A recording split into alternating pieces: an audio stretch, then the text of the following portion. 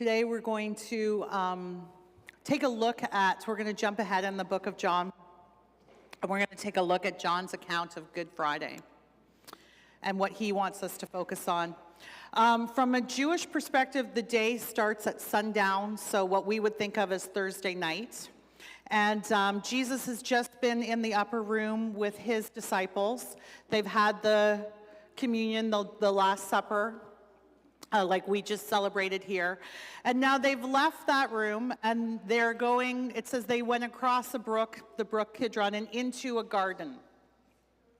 Why they went to the garden, we're not really sure. Jesus and his disciples were not particularly wealthy, so maybe it was that they couldn't afford to stay there. It was the Passover after all, so Jerusalem would have been incredibly busy. So they've gone to this garden. And as you may remember from our last few weeks, there were times when people have been seeking to kill Jesus, and he would escape or get away from them. But now his time has come. He's in the garden with his disciples, and Judas shows up with an entire army of soldiers to come and to finally crucify him, to take him and arrest him. They came with torches and with lanterns and with weapons, anticipating a fight. And when Jesus sees them, he comes forward and he says, "Then Jesus, knowing all that would happen to him, came forward and said to them, 'Whom do you seek?' They answered him, 'Jesus of Nazareth.' Jesus said to them, 'I am he.' Judas, who betrayed him, was standing with them. When Jesus said to them, 'I am he,' they drew back and fell to the ground. So he asked them again, 'Whom do you seek?' And they said, 'Jesus of Nazareth.' Jesus answered, 'I told you that I am he. So if you seek me, let these men go.' This was to fulfill the word that he had spoken, 'Of these whom you gave me, I have lost not one.'" See, the Jewish leaders had been seeking to kill him, and now for a long time, and he'd escaped them, but now he's ready to complete the mission that the Father has sent him on. His concerns are not for his own safety at this point, but for his followers, and so he gives himself up.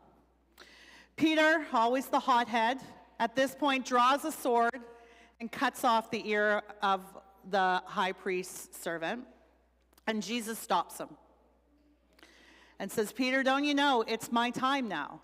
It's my time." He says, "Put your sword in the sheath. Shall I not drink the cup the Father has given me?" See, nothing is happening to Jesus that isn't part of the Father's plan.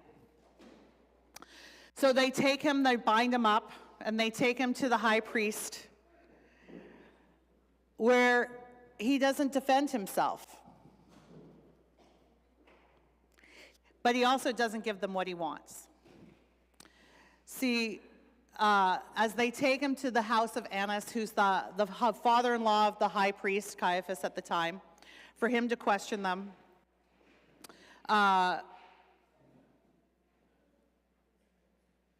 as the senior statements, Annas was probably the mastermind behind Jesus' arrest. And so he's trying to get him to trip up and to give up, to say who he is and to get his disciples in trouble. But Jesus doesn't answer them. Meanwhile, Peter, who's following at a distance, is waiting to see what happens with Jesus, denies Jesus for the first time. Back at Annas' house, the high priest then questioned Jesus about his disciples and his teaching. Jesus answered him, "I have spoken openly to the world. I have always taught in synagogues and in the temple, where all Jews come together. I've said nothing in secret. Why do you ask me? Ask those who have heard me what I said to them. They know what I said." When he had said these things, one of the officers standing by struck Jesus with his hand, saying, "Is that how you answer the high priest?" Jesus answered him, "If what I said is wrong, bear witness about the wrong. But if what I said is right, why do you strike me?" See, Jesus is once again focused on his mission, to do the Father's will and to protect his people. He doesn't try to get out of the situation.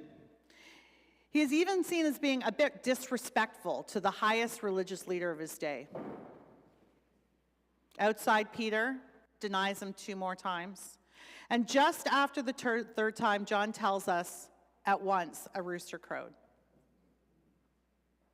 This was to fulfill what Jesus had said of Peter, that before the rooster crows 3 times, you'll deny me.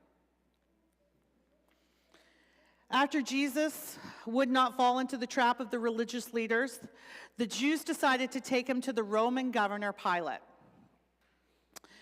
However, it's the Passover, and so the Jews don't want to go into the governor's house because that would make them unclean. And then they'd be unable to celebrate the Passover. So instead, Pilate comes out, and he asks them, what are the charges against Jesus? The Jews respond with kind of a non-answer. If this man were not doing evil, we would not have delivered him over to you. Pilate does not want to get caught up in judging an innocent man, so he tells the Jews to take care of the problem themselves. You take him. If you want him dead, you take him. But their response is, it's not lawful for us to put anyone to death. This was to fulfill the word that Jesus had spoken, to show by what kind of death he was going to die. See, the Jews were only allowed to stone people. By turning the case over to the Romans, it meant that Jesus would be crucified. This horrible, awful death that the Romans had come up with, this torturous way to kill people. This was, the Jews believe, this then the Jews believe would discredit his claims to be the Son of God, since it says in Deuteronomy 21:22-23, and if a man has committed a crime punishable by death, and he is put to death, and you hang him on a tree, his body shall not remain all night on the tree, but you shall bury him the same day, for a hanged man is cursed by God. You shall not defile your land that the Lord your God is giving you for an inheritance. However,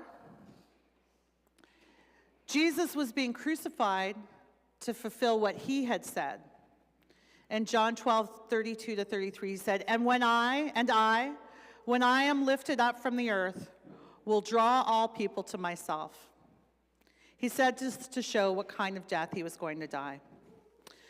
Pilate re-enters the house and asks Jesus if he's the king of the Jews. See, if Jesus is setting himself up to be a political power, then there might be grounds for his death as an insurgent.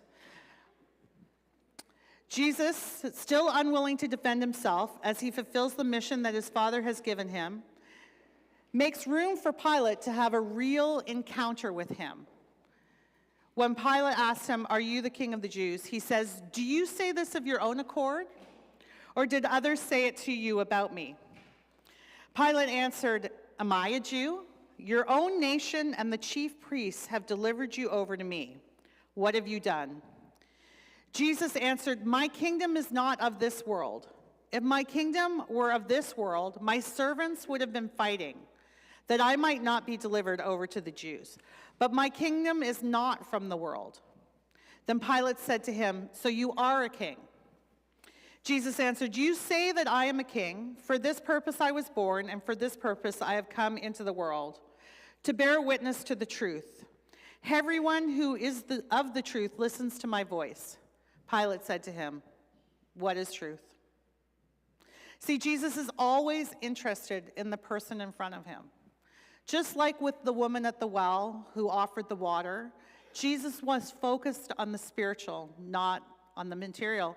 And in this, he actually offers Pilate the option to come and to enter into a relationship with him.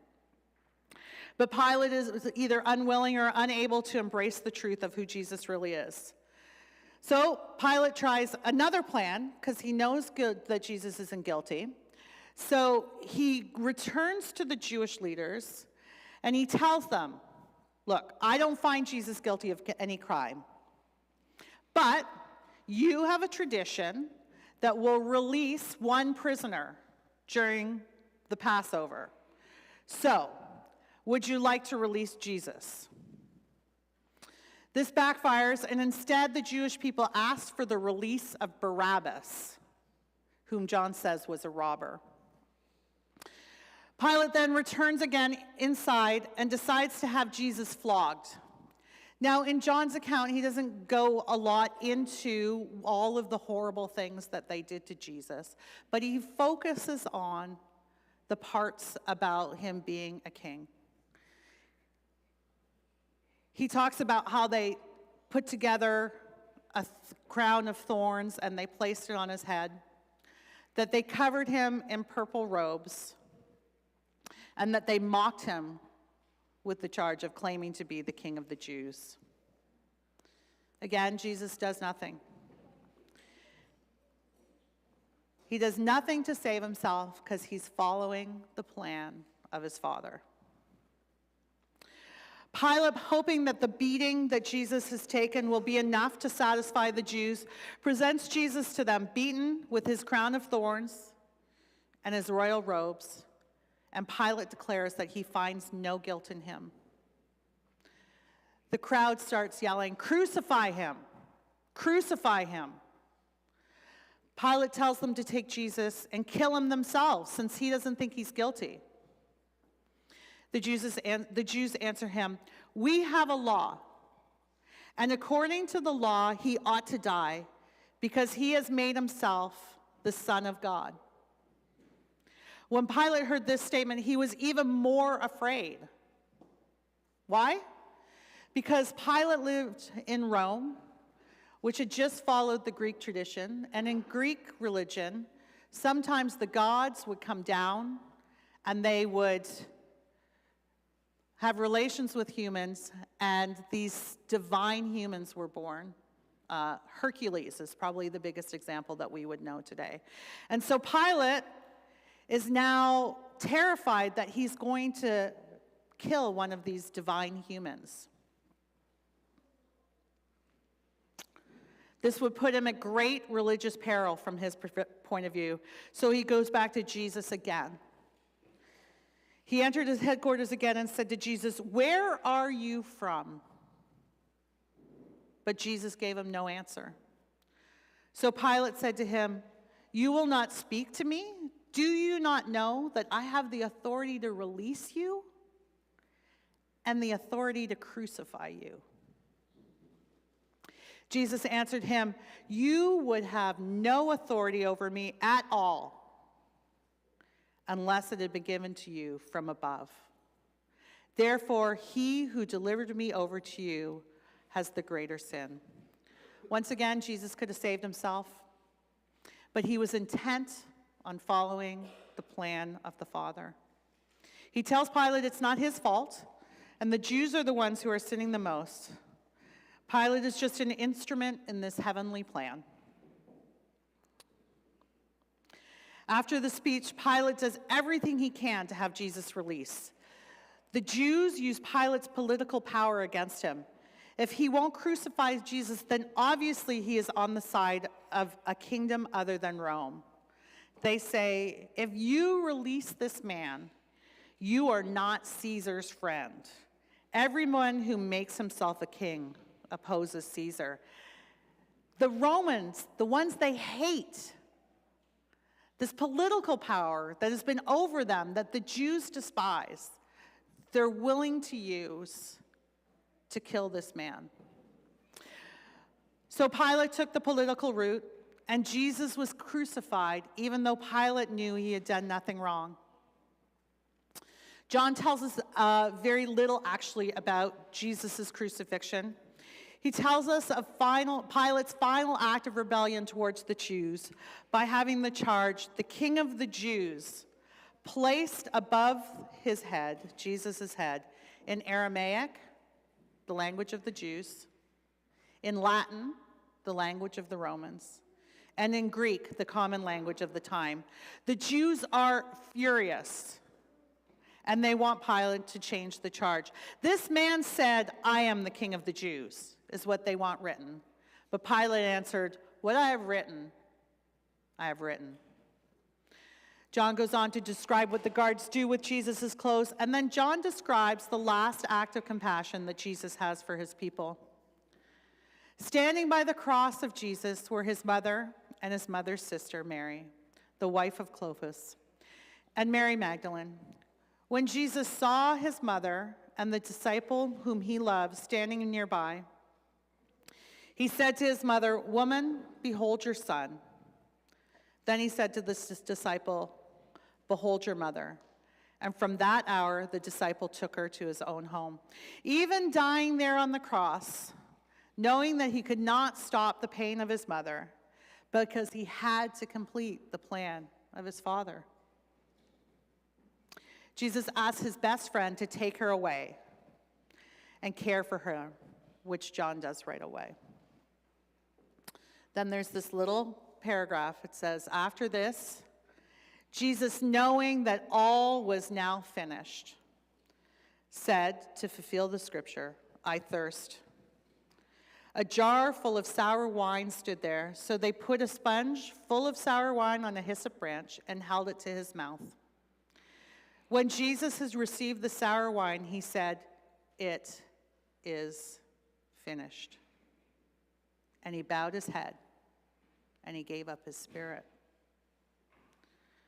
With those words, "It is finished," his mission was complete. The thing the Father had sent